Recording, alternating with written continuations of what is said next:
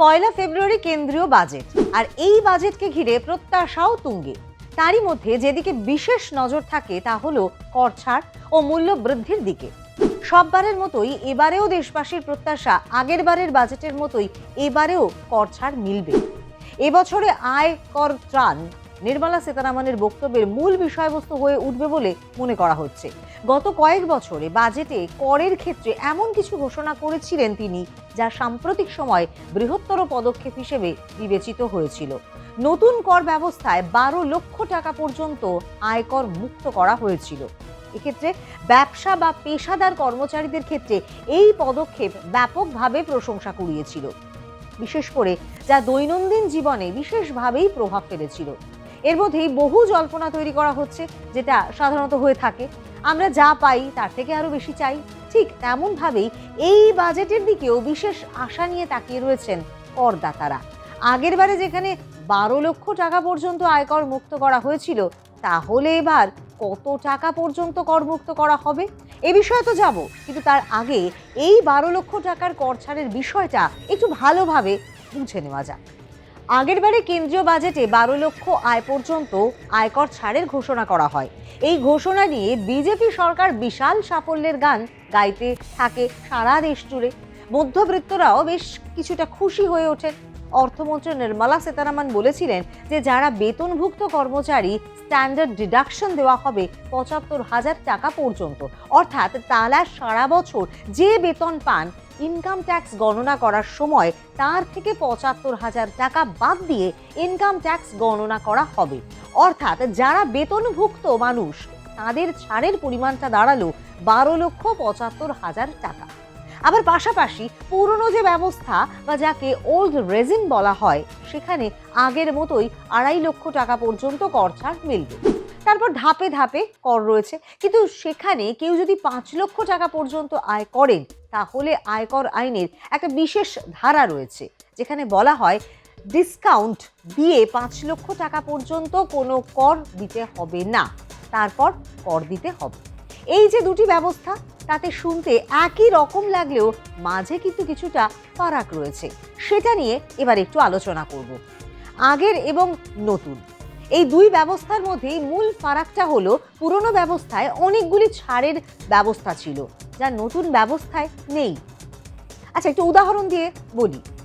ধরুন আপনি বছরে 13 লক্ষ টাকা পর্যন্ত আয় করেন এবং আপনি পুরনো ব্যবস্থায় সবকটি ছাড়ের সুবিধে গ্রহণ করেন।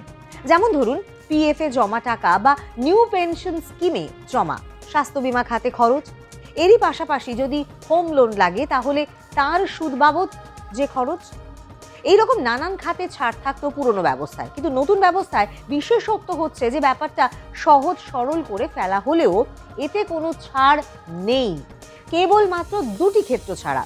একটা হলো বেতনভুক্ত কর্মচারীদের জন্য 75,000 টাকা বেতন থেকে বাদ দিয়ে ইনকাম ট্যাক্স গণনা, আর যারা নিউ পেনশন স্কিমে রয়েছেন তাদেরকে একটা ছাড় দেওয়া হবে।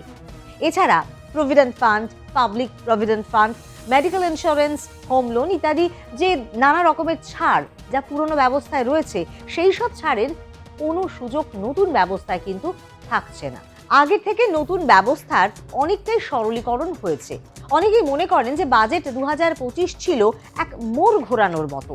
নতুন ব্যবস্থায় কার্যকর কর অব্যাহতির সীমা 12 লক্ষ টাকা পর্যন্ত বাড়িয়ে দেয়। এই পরিবর্তন করদাতাদের আচরণ নাটকীয়ভাবে বদলে দিয়েছে।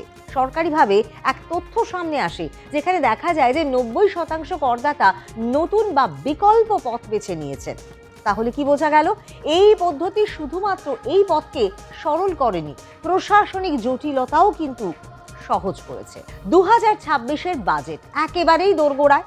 এখন প্রশ্ন হলো, এখন সরকার তার বাকি ফাঁকগুলো পূরণ করে নতুন ব্যবস্থাকে আরো শক্তিশালী করতে পারে কিনা?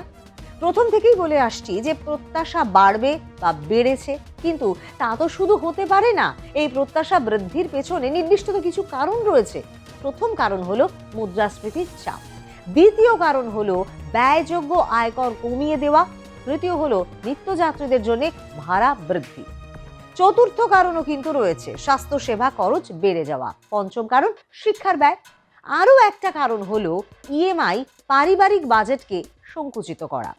সামনেই 2026-এর কেন্দ্রীয় বাজেট, তার আগে নানান প্রস্তাব বিশেষজ্ঞরা দিয়েছেন। কর্পোরেট মহল থেকে বেশ কিছু প্রস্তাব দেওয়া হয়েছে অর্থমন্ত্রকে।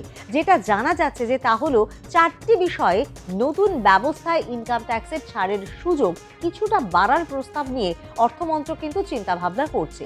যার মধ্যে প্রথম হচ্ছে স্ট্যান্ডার্ড ডিডাকশন, যেখানে বেতনের 75,000 টাকা বাদ দিয়ে আয়কর গোনা হবে।